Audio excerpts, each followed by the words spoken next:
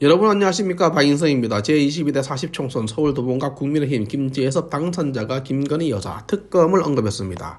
또 최상병 특검법 모두 야당과의 협상 테이블에 올려놔야 한다고 했습니다. 경기도 화성을 지역구 개혁신당 대표 이준석 당선인은 한덕수 총리 사퇴한 자리에 홍준표 대구시장을 총리로 모시라면서 홍준표 대구시장을 주켜 세웠습니다. 윤석열을 흔들기 위한 전략적인 발언이다 라는 생각을 지울 수 없습니다.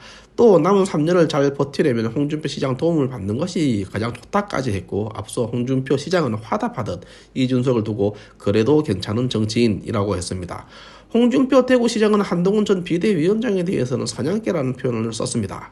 그의 페이스북에서 문재인 믿고 그 사냥개가 되어 우리를 그렇게 모질게 짓밟던 사람 데리고 와서 배알도 없이 그 밑에서 박수치는 게 그렇게도 좋더냐면서 난 그렇게 살지 않는다 라고 했습니다.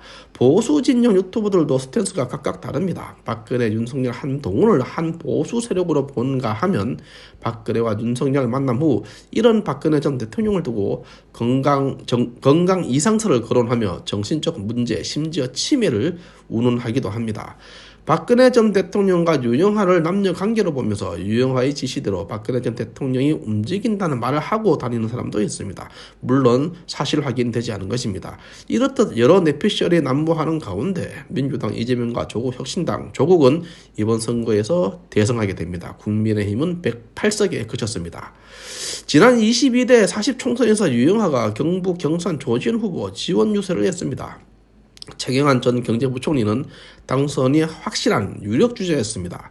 하지만 최경환 후보는 조지현 후보에게 1665표 차이로 낙선합니다.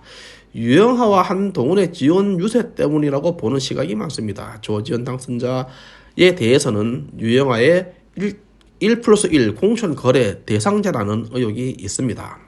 이번 총선 초창기부터 박근혜 신복 유영하가 조지현 당선자에게 노골적 지지 행보를 보였으면 물론이고, 한동훈 비대위원장도 역시 선거 중반에 두 번에 걸쳐 지지 유세로서 조지현 당선자에게 강하게 힘을 실어줘서 배후가 있는 것 아니냐는 의혹이 제기됐습니다.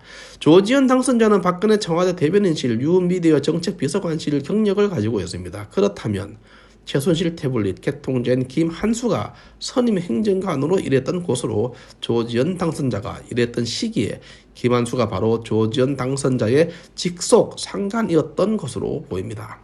조지현, 김한수, 유영하, 한동훈, 윤석열, 박근혜로 이어지는 인물들, 그리고 최대 피해자 최경환, 또 한 사람 도태우. 서울 도봉갑 국민의힘 김재섭 당선인은 제2 이준석으로 불립니다. 김재섭 당선인은 김건희 특검을 언급했다고 위에서 말씀드렸습니다. 윤석열 탄핵으로 이어질 수 있는 이런 위험은 국민의힘에서 중도 외연 확장 좌클릭이 패착이었다고 봅니다. 한동훈 비대위원장의 국민 눈높이 틈새로 스며든 좌파 세력은 윤석열 정부를 흔들 것입니다. 박근혜 탄핵 당시 위험 징후를 보는 것 같습니다. 이번 선거에서 예고 우파 국민들은 자유통일당과 자유민주당 사전 여론조사 결과 국회 입성 가능성에 기대를 가졌습니다만 이조차 불발되었습니다. 여론조사에서 6%대 지지율이 본투표 당일 2.26%로 나왔습니다. 반토막 나버린 결과에 잘 납득이 되지 않습니다. 그래서 부정선거 논란이 있다고 봅니다. 한편 우리공화당 조원진 대표는 국민의힘과 합당 의지를 보여왔습니다. 가세현 김세희 대표는 방송에서 국민의힘 차기 전당대회에서 우리공화당 조원진 대표의 국민의힘 당대표 출마를 언급합니다.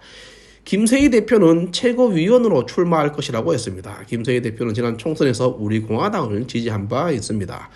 국민의힘 내부 중도 좌파 세력은 민주당 등 좌파 세력과 함께 행동할 것입니다. 그렇게 보수 정당 간판을 건 국민의힘은 서서히 괴멸되어 갈지도 모릅니다. 이 가운데 정강훈 목사의 강화문 태극기 애국 보수 세력은 강화문 태극기 집회는 계속할 것이라고 했습니다. 또 자유민주당 대표 고영주 변호사는 더불어민주당과 진보당에 대한 위헌정당 심판 청구 소송을 제기하겠다고 했습니다. 합법적인 법전 투쟁을 통해 좌파 세력의 정체성을 폭로하고 이들을 정계에서 퇴출시키겠다는 의지로 보입니다. 또 가세현 김세희 대표 방송에 따르면 우리 공화당은 국민의힘과 합당한다고 했는데 가능할지 모르겠습니다만은 만약 그렇다면 우리 공화당은 국민의힘 내부 각각의 정파와 헤게모니 정치 투쟁을 하게 될 것으로 보입니다. 이를 통한 보수 최대 정당으로서 그 명예를 가져올 수 있을지 관심이 가지 않을 수 없습니다. 각각의 애국 세력의 역할은 있다고 봅니다. 방법은 다르지만 목적은 같다고 봅니다. 박인성 TV도 미약 하나마 태극기 애국 우파 스피커로서 그 역할을 다하고자 합니다. 이번 선거 결과에서 알 수 있듯 또 유럽 의회와 유럽 각국의 우파 정당의 승리에서 알 수 있듯 중도 좌클릭은 보수 정당으로서 생명은 끝이라는 것을 명심해야 할 것입니다. 그리고 지난 8일자 대구 달서병 우리 공화당 대표 조원진 후보 사직생 방송에서 사직생 개념으로 조원진 후보 사퇴하여 다음을 도모하자는 취지의 발언을 두고 집단적으로 배신자 딱지를 붙이면서 또레이 등의 댓글을 확인할 수 있었습니다. 분명히 말씀드립니다. 경고합니다. 이런 댓글 삼가해 주시기 바랍니다. 오늘은 여기까지 하겠습니다. 감사합니다.